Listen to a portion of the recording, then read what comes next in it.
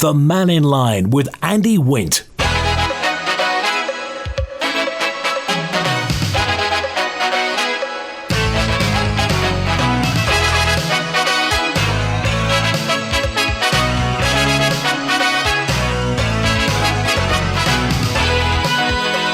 Faster by, good afternoon. Welcome to Mannin Line on Manx Radio. Today, the final constituency Mannin Line. We've been around all the constituencies, and today it's Glenfaba and Peel with MHKs Kate, Lord-Brennan and Tim Crookall. So if you live in the constituency and there's something you'd like to know about, or maybe a question you'd like to pose about the constituency, then by all means get in touch. Obviously, Kate and Tim are ministers in the government, but we're doing the constituents of Peel and Glenfaba with the respect of talking about Peel and Glenfaba today. So, lots to talk about. And faster, my good afternoon, Kate, Lord-Brennan, Tim Crookall. Good to see you. Good afternoon. Good afternoon, Andy. Okay, let's get straight to it, Kate Lord-Brennan. In your, got a note in from Michael who just said in your manifesto you were talking about care for the elderly in Peel. One of your manifesto pledges was investment for older people in Peel. At the time of the last election, the Corrin Home was dominating the headlines. Where are we now with the Corrin Home? Okay, so the Corrin Home, I think the key point for government in Tynwald at that time, the main interest then was when there was actually people in the home and that the home didn't close. Obviously that did happen, even though there was, government help and Tynwald support.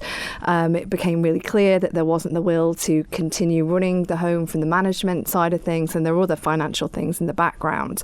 So in terms of where residential care in the future for Peel might be, I think there's other opportunities for that, and I am exploring those. But obviously people are really concerned about what the future of the Corrin Home site is.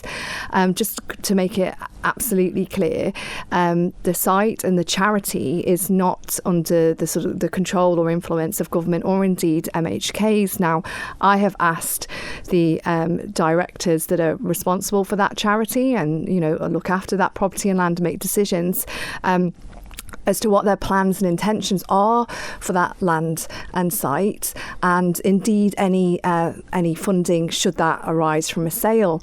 Now, I haven't had any response, and I have asked this in various ways. So they still own the site? They do still own the site. Definitely, people in Peel want something to be done with it. I know of other people who have contacted and said, actually, it would be brilliant and contacted the trustees, the directors, if you like, the Corrin Home directly to say it'd be brilliant to have even a community centre, something like that. They got no response. So my message to constituents is, I'm also interested and concerned. I'll be watching what happens next. I've made contact on multiple times. I think it's completely appropriate if other people who have that concern also make contact with the Corrin Home to ask them, to let them know their concern. Years though, isn't it now? Yes, it is.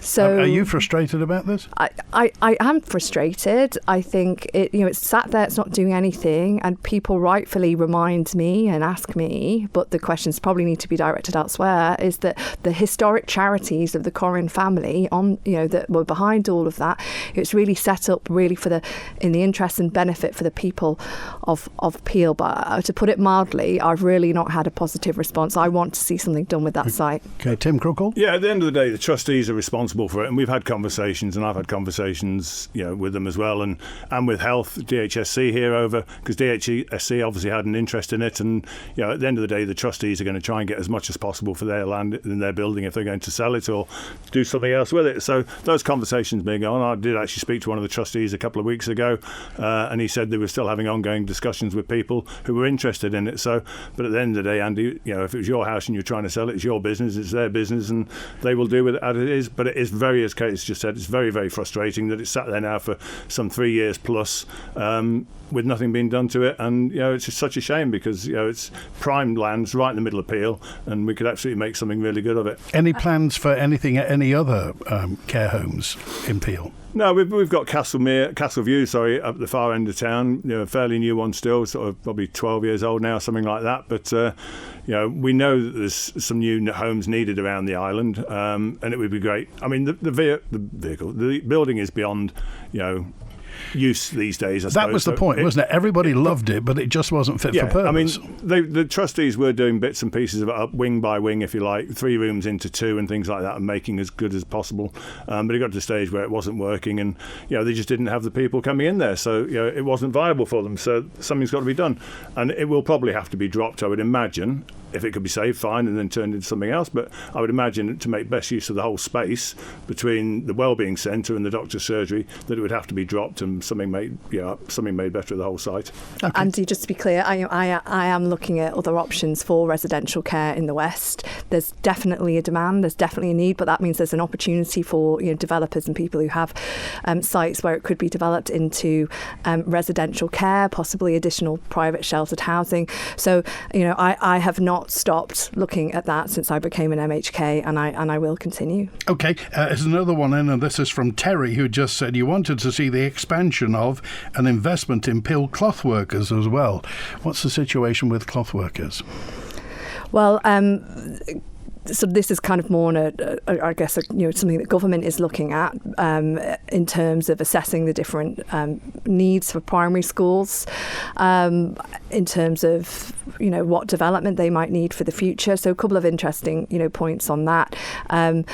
The Department for Education is looking at this, and I think it was identified some time ago that as it stood, Peel cloth workers, was quite high up in the list of primary schools needing attention given the school role.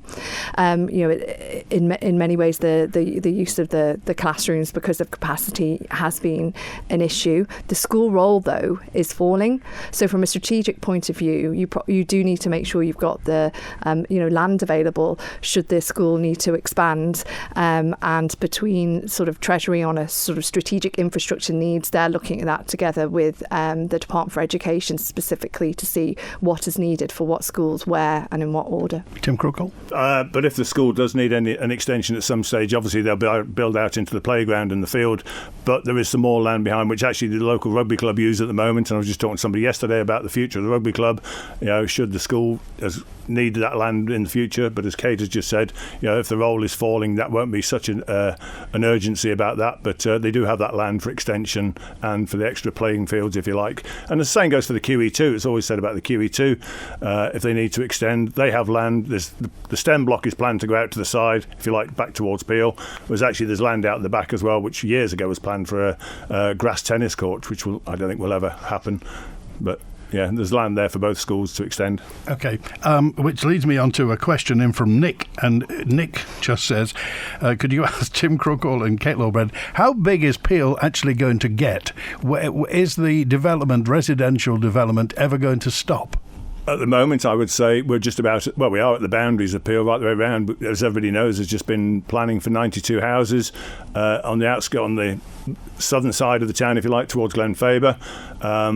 But there's a few pockets here and there. But at the end of the day, after the 130 acres was zoned in 1989, that's about it. And the Northwest Plan is just about to come up in the next month or so, and that will decide if there's anything further to happen.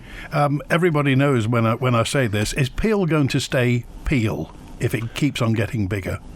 Yeah, I honestly believe it will do. And 30 years ago, I was on the commissioners in 1991 when we started with Reartailing and Ballagher, building up at Ballagher there, and people said, it won't, it's New Peel, and it did feel like New Peel to start with, but people said, we'll just get people coming into the town, there won't be Peel people and all sorts. But over the last 30 years, there's been a mixture of people coming into the town because people have needed to live somewhere, and Peel is one of the best places to live on the Isle of Man.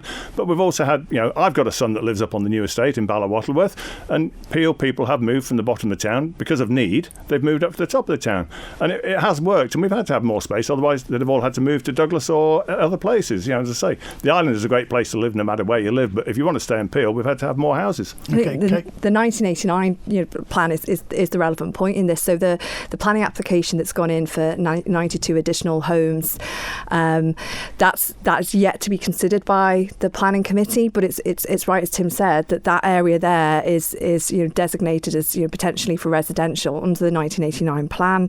But obviously the caller there makes the point about how many people will there be and will this continue. But then now I've sort of looked into this point, particularly to do with that planning application, and I've sort of put in my views to the planning committee process on that particular application. And then when I did that, I pointed out that under the 1989 plan, if you look at Peel compared to other areas in the north and west, Peel has had more development than anywhere else in the north and west. So it is more than you sort of withstood, what people might think is okay in rapid development. Now, there is something to be enjoyed through that, because you've got new Peel and you've got old people at Peel, and people love it, right? They love it from the different areas of the town, which has grown and merged together.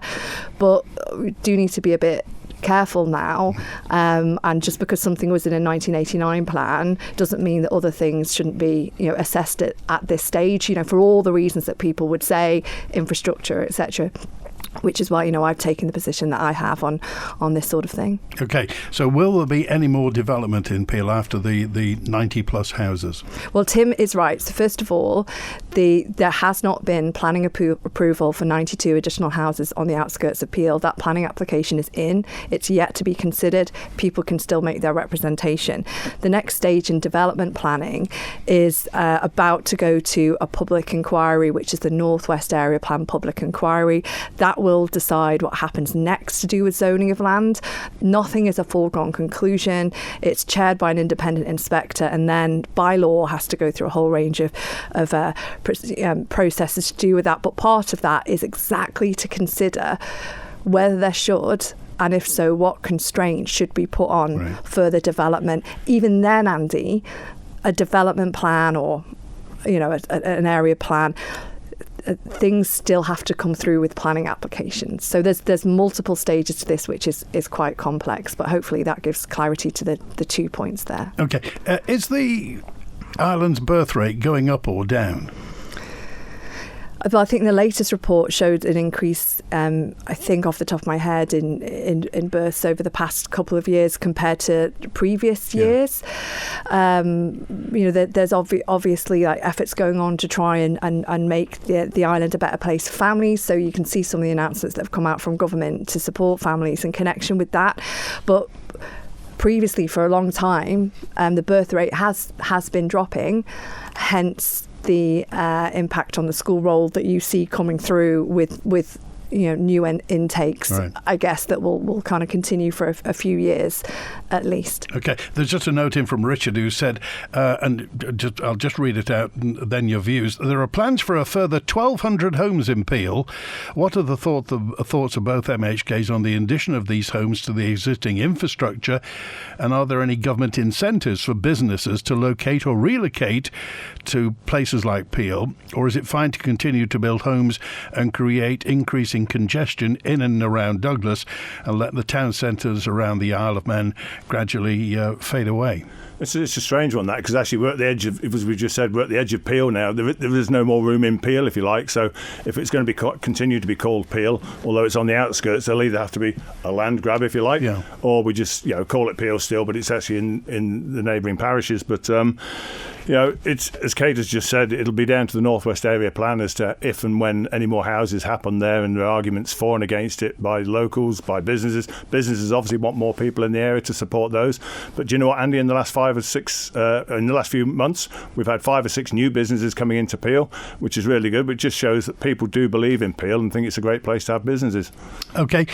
Pauline, here talking now about a key issue in Peel is road safety. There have been calls for a pedestrian crossing between the Tommy Clucas and Millcrease Court, children and older children respectively, who very often struggle to cross the busy main road. Kate Lord-Brennan. I'm going to pass that to Tim because he's the infrastructure guy. Okay. As well. Happy to take that one. I'm involved with a football club, so obviously that's the same area, but there was a decision to be made as to whether the crossing was going to go between the football club and the QE2 or just a bit further down the road between the entrance to the Links estate and Millcrease Court, where the older residents live. And I think, having talked to the guys in the highways, it is actually going to go further down, so it'll be a bit further down in towards the town outside Millcrease Court. OK, and another brief one that came in. Albany Road's got a crossing halfway along it. Most people cross at the corner where visibility is difficult, and people worry it's an accident waiting to happen. Yeah, and I'm not sure where that's come from, but I could have a good guess because I had a conversation with some residents there a couple of weeks ago, and we've checked the speed limits on that piece of road because they were done about probably 9 months ago, I think, or maybe a bit longer ago. The mean speed down there is about 22 miles an hour. Obviously, there are some a bit faster, some a bit slower, but I'm going to ask the guys to check it again because there was some construction work going on up at the road there, so that was slowing vehicles down, if you like, as they were coming past it, and the residents a bit further down are saying, they are going quicker than that, so we will have a look at that again. Okay, now facilities for children or for young people in Peel. A message in from Will, who just said, this is Tim Crookall's manifesto. Good quality recreational time and experience are an important part of quality of life. It's fundamental for government to support this ethos and encourage and support private investment. This is something that the people and younger people in Peel have been calling for. No skate park now, as just one example. What's happening for young people in Peel, Tim? So some of it, I mean, there's a boundary here, and we just, some of the stuff is down to the commissioners to do, and some of it, is down to other groups and sports facilities, if you like. So, the skateboard park and other bits and pieces and the swing parks now are down to the local authority to provide. And yes, the skateboard park has gone, but the commissioners have worked on doing other bits and pieces. But just, I made a quick list last night. We've got tremendous sports clubs and facilities around the town, and you mentioned the Tommy Klukas facility. That place is rammed nearly 24/7, if it could be. We've got the swimming pool, we've got fishing lakes up there, we've got the dance studio, we've got the football club, athletics club, we've got the golf club. There is so much that goes on in the town, and I know not all children want to do that, but actually it's also a great place just to go roaming, which is we used to do, either playing on the beach or up on the headlands or the hill as well. Yeah. There's so much to do, Andy. Okay, is Sunset Lakes open as a restaurant, or is it? I think it's closed at the moment. Right. I think the lakes are open for fishing, but I think the restaurant is closed at the moment. Because that was a great place, wasn't it? Mm-hmm. It was a marvellous investment in the town. It was, yeah. It's just a shame if that. But, okay, lots and lots of sports and what have you, but are they youth clubs? Are there facilities? What I'm talking about is, and I'm talking about low-level bad behaviour and antisocial behaviour, particularly from young people around Peel. Yeah, there certainly are youth clubs around, and the team down there do a great job, and they're out and about with the youths that go in there. They take them out and about around, and they're playing either on the beach or the headlands and things, and doing in the youth club with them as well. There are all sorts of groups that go on around the town. So there is, I think there's plenty to do, and you've got the Scouts and the Brownies and things like that groups as well. So there's plenty to do. Okay, now the question of, and I knew this was going to come up, and this is from Peter, just talking about if we can just reiterate this from new readers start here. Kate Lord-Brennan, the silt. Mm-hmm. What the situation now is, it's going to be carted away and left somewhere else for the moment, isn't it? Do you want me to say that? Yeah, because this is I know that was aimed asked at Kate, but I mean that's more my department's bag. So it's the silt. I mean, obviously it's been sat there by Ellen Vannin Fuels now for 5 years. The department has been looking at various ways of getting rid of it, including shipping it off island to be dealt with, or leaving it here on island and using it somewhere. If it's going to be used here on island, it has to be treated to have some of the high levels of toxins taken out of it. We think that's the route we're going to go down now. We have got to the stage where it's been in its position for just over 5 years. We need to get planning permission again to keep on storing it until we decide what we're going to do, and we hope to have that as soon as possible. It's an issue that we've got to sort, Andy, and the sooner we start doing it and stop it at source, up at the top of the mines and things, then the sooner this problem is going to go away, because at the moment it's just going to keep coming down the rivers into the harbour, and we're going to have to keep storing it and treating it until until it's cleaner coming down, in which case then we can go back to doing what we did before, which is putting it out to sea. And is it possible to stop it at the source, to clean it further up the river? Yeah. Between ourselves and DEFA, we're working on some schemes at the top there by the Crossvein mines and things, and obviously it comes down from there, down through Foxdale and Conslew and all sorts of things, and then ends up in Peel, and picking up stuff on the way as well. So hopefully, it's going to take a few years to stop it at source, but as soon as we can do that, then we can stop, hopefully, taking the silt out and having to treat it rather than just take it out to sea and put it out there as clean silt. Is there a budget for that? Not yet. Oh, I see. It's a plan at the moment. For the first time, it's really been looked at overall, though, rather than as isolated things, because the issues that Peel suffers are often as a consequence of something that is happening, literally further upstream. So, I was happy with, as I saw, a bit of a change in approach from DEFA, and also how this is working together with DOI to not just look at one isolated matter. Things have moved on a bit, and we're actually looking at the schemes that were looked at first time round as well, to make sure that if they can be done, which we think they probably can be done. Yes, there's an expense to them, but actually not as much as sending it away to be for somebody else to treat, because then we're in the lap of the gods as to hold your finger up to the wind as to how much that would cost. So we're getting closer. The guys are working hard on trying to find a solution for it, and it needs sorting as soon as possible, because if we don't, it's just going to, it'll end up going round and round and round and costing us a fortune. Okay, there's a message in from Graham who just said you talked about the commissioners. How do you get on with the commissioners, Kate Lord-Brennan?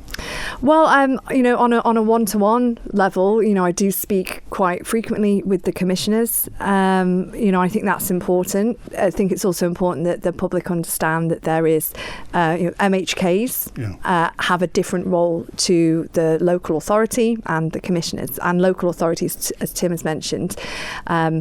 They've got specific functions, statutory, responsibilities really that they need to carry out. Probably worth saying most people don't understand the difference. I think so, and I think that maybe that becomes more of a sort of curious concern if there was a difference of position, and quite clearly recently I've been bringing to light and questioning a position that the commissioners had taken, which really the public wasn't aware of, in terms of their submission to the Northwest Area Plan, which has turned out to be pretty influential in terms of the draft. So I'm happy to speak to the commissioners, although I think that it's fair to say, Tim, we've been waiting for the clerk of the commissioners to organise a meeting with us to go and meet with the commissioners since February last year. I think that the public do need to understand the different roles that MHKs and the local authorities play. I'd like to see some initiatives come out from the commissioners that you could say, yeah, great, let's get involved in that from an MHK perspective, but you can't as an MHK control or have authority over what the local authority does. Yeah, I get on really well with them. I mean, we've both got friends on the board. I spent 15 and a half years on the commissioners until I took up this job, and we understand what they do. I've had a couple of meetings through the department with the commissioners over road issues and parking and things like that, and I've held out, the opportunity to go back and talk to them again fairly soon, just to see what they want for the town that involves my department, that we can help and work together on. And hopefully, I was hoping to do it when Mrs. Hannam was chairman. We didn't get the opportunity because Comyn went on roaming around the town, roaming around the island when we had a date booked in. So we need to get that date back in the diary as soon as possible. But, as Kate says, there are things that we do as government and they do as local authorities, which are separate. But there are times when we should be seen to be working together. And probably you both get blamed for something else that's somebody else's responsibility. That's always happened, Andy. People will always point the finger, at us or at local authorities and just say it's them, whatever. But but we try and put them right. If it's down to them, we'll tell them. And if it's ours, down to us, I'm sure they point at us. Okay. Could you ask Tim about the parking of large vans in residential areas in the areas of Northview and Westview, says a concerned resident? Yes, again, I was speaking to somebody from Westview the other week, and it's on the list to talk to when we have our next highways meeting. It's not just a Peel problem, it's an island problem. Over TT, we've been inundated with calls and messages from people, obviously from visitors, but we've got lots of vans, camper vans all around, and it's what used to be a van for work is people are using vans now just to take the family around. So we need to look at from a DOI point of view exactly the legislation. Big vans on roads is essential nowadays, unfortunately, for people's work and also for people's family vehicles. That's what they use. Some people use. So we need to have a good look at this, Andy. It's a really awkward one. Some of the roads are far too tight to have vehicles on both sides and get passing vehicles going down the middle. So we'll have to have a good look at the traffic system around the town, as I've said to other local authorities too, and we'll do it around their areas too. Okay, a message in from Jewin who just said, could you ask the MHKs to be more specific about when there may be a new care home in Peel? Kate Lord-Brennan? I am examining this and talking to people about it. I cannot give any other information at the moment. 2 years, 5 years, 10 years? I can't give anything like that. Any ideas? No information at all. I'd say I had conversations with the HSC over the Corrin Home, and besides that, there's been nothing, Andy. OK, we're live with Kate Lord-Brennan and Tim Crookall today on Mannin Line. Of course, they were both elected and both skittled out two sitting ministers last time as well. Of course, Minister went in Aaron Michael and Mr Baker as well. Do you get any flack on a constituency level from a ministerial position, Kate Lord-Brennan? No, I think that... I think people understand that actually you go into a role as an MHK, and part of that, means you are contributing at a public service level to government.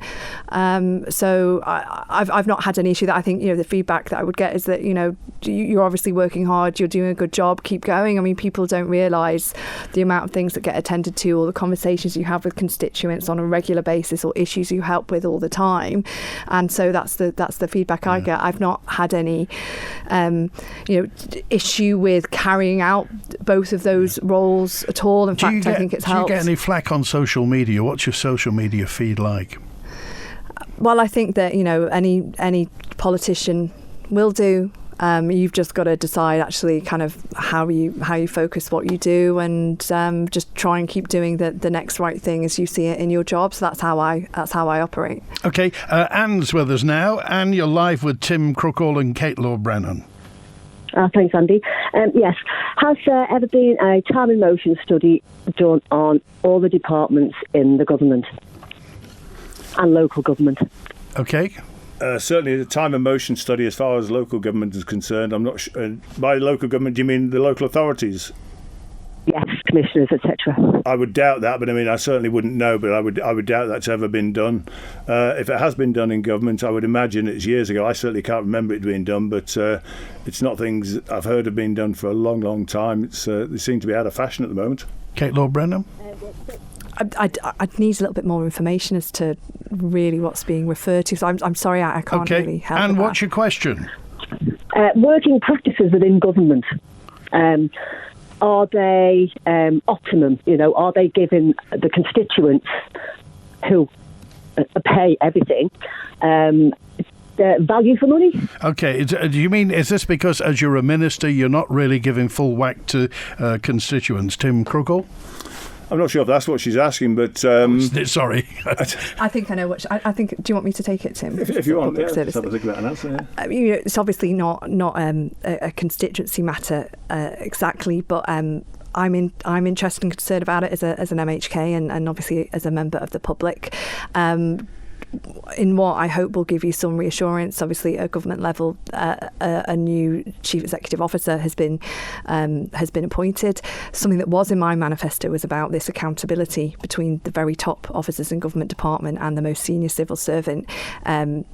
That has been that accountability gap has been closed, and through all of that there is now ongoing kind of performance reviews put in place and put in a routine way throughout the public service. So the things that you're talking about government efficiencies, massively important. Obviously, all of this stuff can only come from public and taxpayer funds, and I can assure you it remains part of my focus and of the focus of the officials that we now have in government. So totally get it, totally get you, and I will keep looking at it. Okay, all right, thanks, Anne. Good to hear from you. I want to go to Mike, who's got a question for Tim Crookall. Mike? Hello there. Hello, Tim. It's Mike from West Marine House. Good afternoon, Mike. Not seen you for a while. No. About the silt. Yes. Like I say, it's been there 5 years. The planning permission was for 3. As you know, I've got that drain pipe that runs across the front of the access to the site here. Yes. That ramp. Now, we've had discussions of this before. Came loose. Well, it's come loose. It should never have been done in the first place. That pipe runs all the way, as you know, all the way up the river, past Stuart Blackley's yard, and then back. There's no water in it when it has broken. The only time there was ever any water in that pipe was when they were using a petrol pump when the people were taking the silt out. It's an eyesore. It's that twin wall stuff is not good it's meant to be buried. So the UV is damaging it. You can see it's going light grey. So if they want to keep that there for another 5 years when it should have been gone in 3 years, how long have I got to put up with it? The answer to that, Mike, is I don't know at the moment. If we end up taking that silt out and putting some new stuff in next year when we do another dredge, I think it's next year or 26 that it's due to be dredged again, I would be looking for them to find another way to do it. Yes, it's an eyesore. Yes, it's not broken, but it does move at the end of your drive. And I think it's been fixed again, but it's likely to come loose again, as you say, by driving over it backwards and forwards.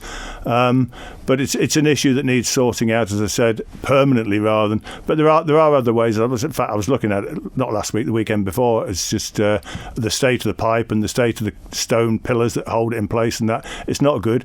It is checked regularly. They do have contractors that do check it regularly. If you've got any leaks, or if you see any leaks or damage to it, please let me know and I'll get onto them. But it's not ideal. But we're in the hands of I suppose ourselves trying to sort out where to put the silt first, and so we can. But it could, it's going to be another couple of years, Mike, probably. So, if you're looking at other options, when we've discussed this before, when we were just generally talking, would the other option be to put a short pipe from that ground, as I've talked to you before, straight into the old cooling ponds behind the back of PLA, which then naturally feed into the river just up from where I am? Because this is tidal here. Every day I see the tide come past. So I don't understand why the scientists insisted that the overflow of that little bit of water had to go into the harbour. Yeah, I mean, obviously over the years, the water's got less and less. When we have heavy deluges, I think there is some water that comes off it, but obviously not an awful lot. I don't know how much water goes down it now. It's mainly rainwater now. But they certainly didn't want to put it into the cooling chambers behind the old power station there, and they have it coming under the road. But it's, again, as I said, it's something that needs looking at. It can be done. And I know they didn't want it going straight into the river, even though it's tidal and it goes into the harbour 100 yards further down. And then when the tides come in, it's coming back up to your neck of the woods anyway. So it seems ridiculous. But we will be looking at it to make sure that we can tidy that whole area up, because it just ruins that whole walk up the river with those stone pillars and the pipe there. It just ruins it. Okay, a final word, Mike? Final word is... the other MHKs regularly advertise surgeries on the radio. I've tried to look online. When do you and Kate have a surgery? So I've got lots of things I'd like to talk to you about. Well, it's funny you should say that. Tomorrow morning. We've got one at Greens in St John's at 10 o'clock till 12 o'clock tomorrow. We do have them fairly regularly. We had one in Peel at the top of Michael Street in Corlett and Bolton, and we thank them for the use of their property, and others places we use as well. But we're in Greens tomorrow morning between 10 and 12. Okay, all right, thanks, Mike. Good to hear you. That's tomorrow, Greens, when at 10 and 12, you said? Yes. Tomorrow. Lots more coming. Crikey, everybody's getting very, very excited about the leachate from the Raggett and what have you. If you're not familiar with this, the reason for the silt is because of the mines around Foxdale, and the heavy metals because of the mining in Foxdale over 100 years ago. See, what happens 100 years ago and more affects Peel on a day-to-day basis. And we're live with Tim Crookall and Kate Lord-Brennan till 1. Hi everybody, it's Dan Snow here, big fan of Manx Radio. Congratulations on your 60th birthday. I'll be listening. I find it hard to get a doctor's blood test appointment to fit around work. With my mobility issues, it's difficult to get to a hospital for a blood test. If you find it inconvenient to go for a blood test, or you need one fast, then contact Top Care Nursing, where a nurse will do your blood test at home or in your workplace. Proud to be an Isle of Man Award for Excellence winner. Just call 628 919 for a free consultation, or book online at topcarenursing.im. Hello, I'd like to rent a car for 3 days. Just something reasonable. No problem at all. We've just a few rules. You can't go off island, you can't smile in the car, you can't take any friends. Oh, and it's £10,000 a day. Renting a car doesn't need to be difficult or expensive. With prices from just £50 per day, and now collection and drop-off at the airport and Douglas, speak to Rex Rental Company or book online at rexrental.im. Rex Rentals. I'm so glad to hear that. It's time to start enjoying the garden.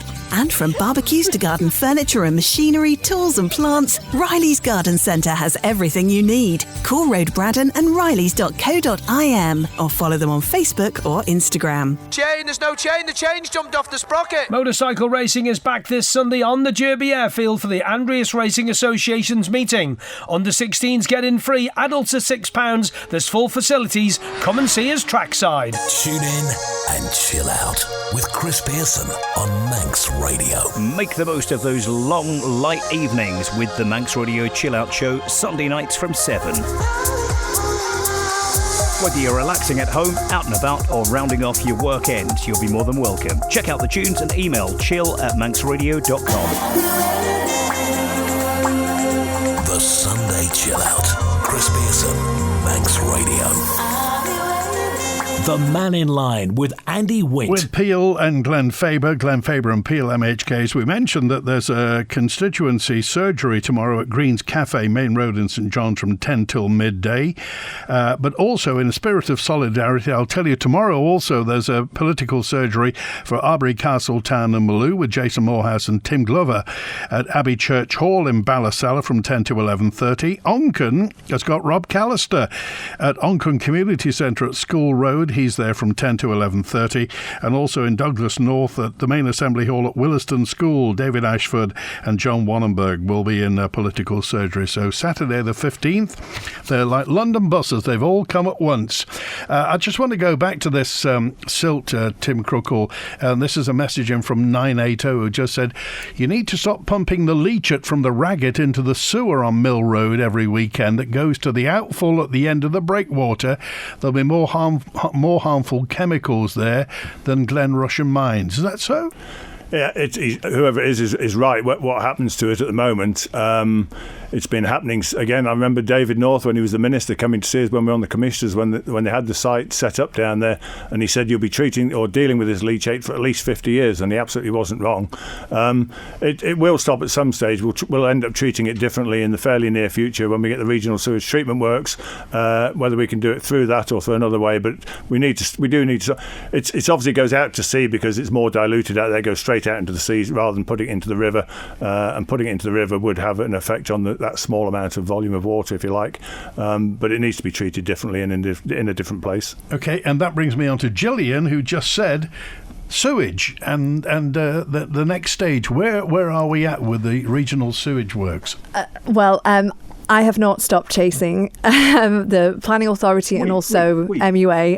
We both have been chasing up on this. So we have found out, though, that it looks like that the Planning Committee will be considering the planning application that has been put in by MUA. It was put in, I think it was the end of last year. It will either be considered, we're advised, on the 24th of June or if not the 8th of July. So that's the next stage. Clearly, MUA need to have the planning permission to progress with elements, key elements of getting that actually sorted, although they have said that they're trying to speed other things up along the way. So hopeful to get an outcome from that very soon. Again, it's a huge issue. It's probably the biggest issue in the West, if you like, Andy. It's gone on for donkey's years. And again, I remember in 2009, myself and David Anderson at the time, going to a public meeting in the Corrin Hall about this, and we're still trying to decide. And guess what? We're actually back in the same spot we were talking about then, exactly the same field. But hopefully, touch wood, this time we'll get it done, and that, as Kate has said, it's going to be dealt with on hopefully one of those two dates. But a bit like the public perhaps don't understand the difference between local and national politicians and their responsibilities. All they know is that Peel's a great bucket and spade beach. It's a great bucket and spade beach. It's one of the jewels of the West, and it should be even better. That's the thing. Mm-hmm. It's just such an asset to the island, and it needs to be served in a better way to do justice to how brilliant the town is. Okay, the sooner we can sort this, the better. I have to say, I was quite surprised when we were checking up on this in the last couple of days. say the planning is in. There are actually 30 objections to this application at the moment. So I was surprised to hear that number. I thought there might have been 1 or 2, but we've got 30-ish objections. And where is this? Where is the site? It's just up behind Ellen Vannin Fuels, or the power station, if you like. Up in there's 3 or 4 fields there, so it'll be in the 3rd field away from Ellen Vannin Fuels, along the railway track, if you like, the Heritage Trail. Good. Okay. And in terms, and again, another question from somebody talking about the peel and what did you think of the turning down of that? There was going to be on the old bowling green up there by the old tennis courts, where the swimming pool used to be. There was going to be a development for that, a kind of hospitality development. Yeah, it wasn't quite on the old swimming pool site. It was where the tennis courts are. It was a planning approval in principle from the commissioners to renew the cafe and I think it was 2 or 3 lanes of indoor bowling and things like that. I don't think too many people knew too much about it. The commissioners did it and submitted that. It is what it is. It went to planning and they turned it down. I think there was going to be some holiday temporary accommodation there as well, wasn't there? Are you thinking about this idea for sort of like a sort of bar music, stuff like that down at the end? Yeah. So that's potentially coming back this year. I don't know, sort of what the situation is, but the commissioners that was a private company that were doing that up on the old swimming pool site. Yeah, that was music and food and stuff. Yeah, they're going to do it this year. Yeah. Okay, and again, talking about Peel, obviously it was an inspired decision to get the marina in there years and years ago, even though marina seemed to be a dirty word on the Isle of Man. Peel took the plunge with it, and it's gone nowhere but up. It's rejuvenated that part as well. So what's next for Peel, Tim Crookall? Well, besides hopefully trying to keep it empty of silt and everything else and looking after it, we just got to. We need. Employment in the town, Andy. We've had 30 years of housing. We need employment in the town. We're fairly fortunate, if a business closes, and as I said earlier, we've had 5 or 6 new businesses opening soon, in the last few weeks. But we could do with some more. There's a small industrial estate that was up on the Ramsey Road that closed years ago. That was never replaced and will probably become housing. But we want people to live in the town and be able to work in the town and spend in the town. And that hasn't happened, over the last few years. I'm trying to think. I mean, is there any manufacturing? I mean, there's obviously the Peel, there's the fish yard, but I mean, there's the ice cream factory, but is anything made in Peel? No, not industrially wise. No, there isn't anything made in town. There are small businesses though on the periphery and up the street, obviously, and things like that. And as I say, when 1 or 2 of them have closed, others have jumped in there. There are some empty shops there, which doesn't look good at the moment. We were talking just before we came in. There's a new store. I'd say a multiple store on the island that's moving into allegedly. Well, it is. It was on social media yesterday. They were having the photographs taken. So they're moving into Peel shortly, which is good news. But we just need some more employment in the town, small employment in the town, for people to be able to live and work in the town. Okay, what would you say, Kate Lord-Brennan, about getting more businesses into Peel? I think it's massively important. I also think there's a huge opportunity for businesses because there is a large market of people in Peel, and kind of to try and gauge what people thought about this. That's why I launched the sort of Future Peel online engagement, so that anybody could specify what they, by way of putting sort of a pin on a map, if you like, say what they would like, what they don't like about Peel, what they want to see in the future. Somebody just sent me the link to that as well. What should Peel look like? Is that the one? Yeah, it is. And actually, the point about that for me was actually if you can get if you can get more businesses and services in the town, obviously that's good for prosperity. It's good to service the population that are there. Interestingly, some of the things that would come up, unsurprisingly, but validates it, is obviously people want a cash machine. No big surprise there. But also when Tesco's announced that they were buying ShopRite, I did get in touch with them straight away to say, look, people in Peel would really love to have a cash machine. We've both been keeping an eye on the provision of cash machines in Peel otherwise, but there's a planning application that's gone in for a cash machine for the new Tesco's, for the Tesco site up on Derby Road. People really missed the bakery. There is a new bakery opening. I think people are very happy to see other businesses opening in Peel as well. I know that I would really like to see the local authority address things like car parking, perhaps some additional car parking proper facility, because if you can have that, then that opens up like the things so much for economic prosperity for the town and place spaces. Meeting that I'm hoping to have with them through the department in the next few weeks, hopefully. Okay. All right, Stephen, you're live with Tim Crookall and Kate Lord-Brennan. Hello, guests, and hello, Andy, and hello, listeners. A couple of points, if I may. Forgive my croaky voice. I'm just getting over this viral cough, etc. The first point is, when you both were elected, a very big issue was the Corrin Memorial Home, which you both attended, and funnily enough, the former Treasury Minister, who's now the Chief Minister, gave a lot of warm words of help and etc., and it never materialised, and the home had to close as they were financially not viable at that time. And I wonder, has any progress been made with talking to the trustees of the Memorial Fund to make any progress as to what can be done with the site? Because... Okay. Stephen, I'll just tell you, we did start the programme talking about this, by the way. Right. Oh, okay. I might have missed that then. Yeah, we've talked about that. And sorry, Tim? I'm more than happy to pick that up with you when I see you down the street shortly. Right. The second point then is there is another strategic plan coming for Peel, and it only lasts 2 years, this current plan, even when it's been discussed. But I heard you talking about trying to get more commercial properties, shall we say.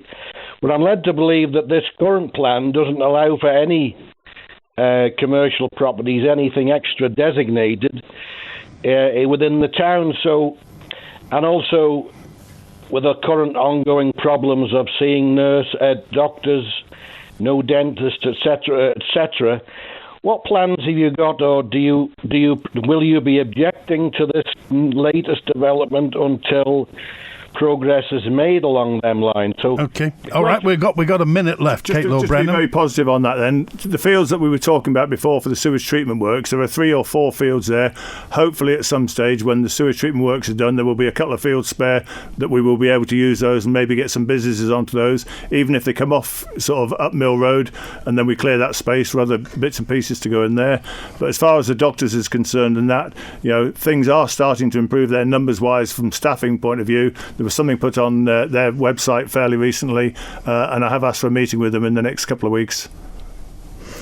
The Northwest Area Plan does require consideration of infrastructure for the town to be taken account of for any further planning applications. So it's not just about provision of land, it's about constraint and infrastructure requirements. That's the very quick answer in the seconds I've got, Stephen. Okay. All right, Stephen, thank you. Get well soon, Stephen. Thank you. All right. Take care. Okay. We're on the downhill now. We are, June 2024, Kate Lord-Brennan. Have you had any thoughts about September 2026 at all? It just feels far too far away. Tim Crookall? Yeah, absolutely. Think about it quite regularly because we keep getting asked now, as everybody keeps saying, nothing's going to get done. You've had a long career in politics. As a commissioner, as an MHK to MLC, and then back. You got the public mandate, from since 1991, Andy. Yeah, 1991. Yeah, with a short break of 18 months. But I really still love the job and all sorts of things. But it's there every 5 years. It's up there for everybody to have a go at. Got to ask you, how did you feel when you got that mandate, when you got the public mandate 2.5 years ago? I was elated. I was really, really happy. I mean, I'd have been disappointed if I hadn't got it, but it's the people's choice, if you like. But I wasn't happy, as with Kate. We weren't happy with the services we were getting, so we both decided to come out of Ledgeco and put ourselves up for general election. Okay. And there was actually somebody who criticised me for going from MHK to Ledgeco and said you had no right to do that. You've got no mandate up there at all. You should have people's mandate. You should go back. And actually, as it turned out, that's what I did later on in 2021. Okay. Tim Crookall, thanks for being with us today. Good to see you. And Pleasure, Kate Lord-Brennan, thanks for being with us today. Thank you. We've been Glenfaba and Peel, and if you didn't get quite enough of Tim Crookall and Kate Lord-Brennan, they're at Greens tomorrow at St John's. for a political surgery for Glenfaba and Peel. That's it. Stick around. Val Dunican's on the way with former Peel sandwich bar host Chris Price is on the way. That's it. Have a great weekend. WINT.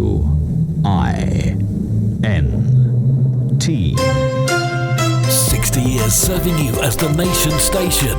This is Manx Radio. On Manx Radio, and it's been the case for most of the station's 60 years, the majority of programmes are live, which can bring its interesting moments. And also, in the view of the main presenters, adds to the ambience.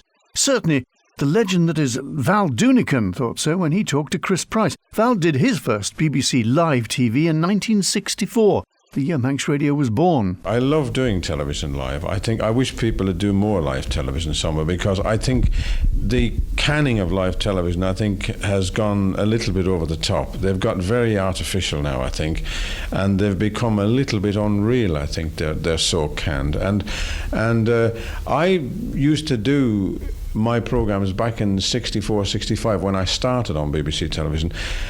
A lot of people used to do live then, which was very common then. I mean, there was no novelty about it like it is now. And I did it from 1964, I think, till about 1970. Then I went to ATV. I signed up with Lou Grade and did programmes for America.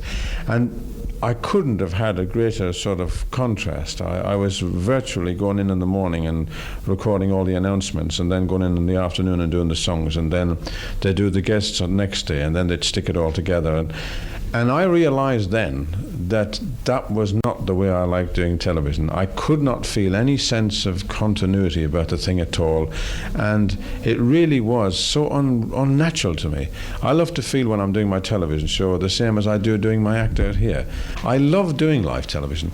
So I'd been away from BBC for a long time, and then about 1977 I got an idea for the kind of series I'm doing now, and I went back and I saw Bill Cotton and we talked it over, and as I walked out of his office he said to me, by the way, can I ask you the $64,000 question? He said, would you do them live again? And I said, yeah, I don't mind. Really? He said. I said, okay. And he said, because you'll be the only sort of a major sort of entertainment program that'll be live. So I started to, and I love it.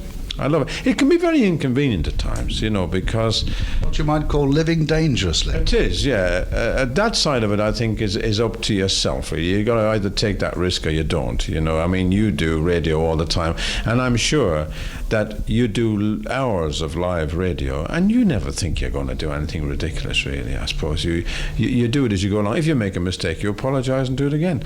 And I think if people do that, the public would accept it. I'm sure they would. Part of island life for 60 years. This is your Manx Radio.